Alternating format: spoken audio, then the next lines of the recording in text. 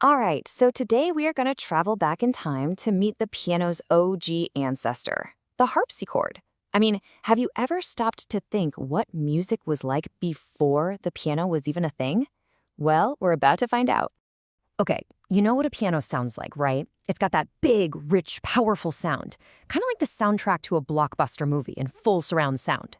Well, the harpsichord, its great-great-grandfather, it's more like the soundtrack to an old-school 8-bit video game, you know? It's super bright, it's plucky, and it has this totally unique vibe. So what's the deal with this thing?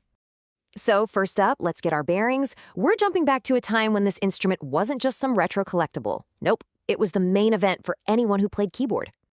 The harpsichord first showed up in Europe way back in the 15th century, and for the next 300 years, seriously, 3 centuries, through the Renaissance and the Baroque periods, it was the absolute king.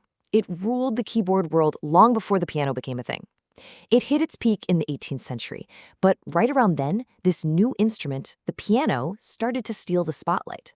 And don't for a second think this was some niche, underground instrument. No way. The biggest composers of the time, I'm talking total legends like Johann Sebastian Bach and Domenico Scarlatti, they were like the rock stars of their day, and they wrote some of their most iconic music specifically for the harpsichord. So, why does it sound so different from a piano? Let's pop the hood and take a look at the mechanics.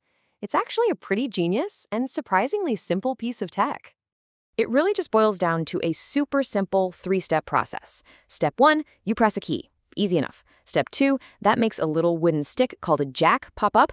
And for step 3, a tiny little tip on that jack called a plectrum plucks the string. So yeah, just imagine a tiny built-in guitar pick for every single key. It's not hitting anything, it's plucking. And that one little detail, plucking versus hitting, is everything. This is the moment where the harpsichord and piano go down 2 completely different paths. This is the main event, pluck versus hammer. Okay, let's break this down. Over here, the harpsichord plucks its strings. That's where you get that bright, really crisp, almost metallic sound. Then you've got the piano, which strikes the strings with a felt hammer. Boom. That's what gives it that rich, familiar tone. But the biggest difference this makes? Volume. With a harpsichord, you get one volume. That's it. Every note is just as loud as the next. But the piano's hammer means you can play everything from super quiet to crazy loud. And one last thing, harpsichord notes fade out pretty fast, whereas a piano can hold a note for ages with its pedal. Let that just sink in for a second.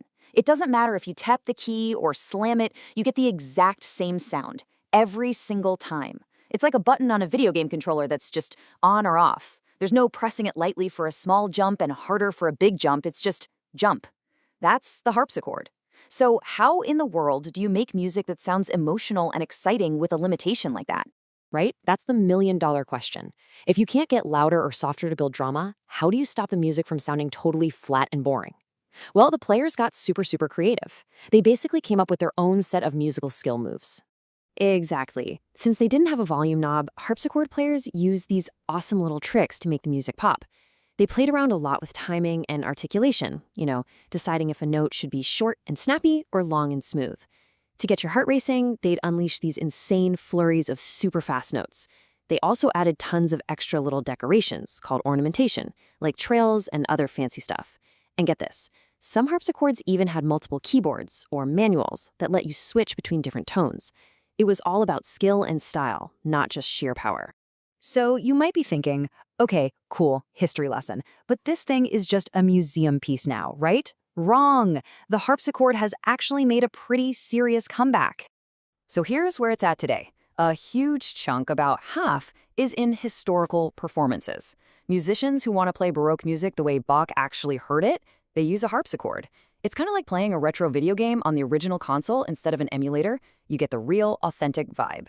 It's also a big deal in music education. And believe it or not, some composers are writing brand new music for it today. So here's the bottom line, the most important takeaway. The harpsichord is not just a piano with fewer features. It's a totally different instrument. That plucking sound gives music a unique texture and a kind of clarity that you just can't get from a piano. Which leaves us with this final question to chew on. Should we think of the harpsichord as just a limited piano? Or is it a totally different beast with its own unique rules that pushed musicians to be creative in a whole different way? Something to think about. That's it for this time. See you in the next one.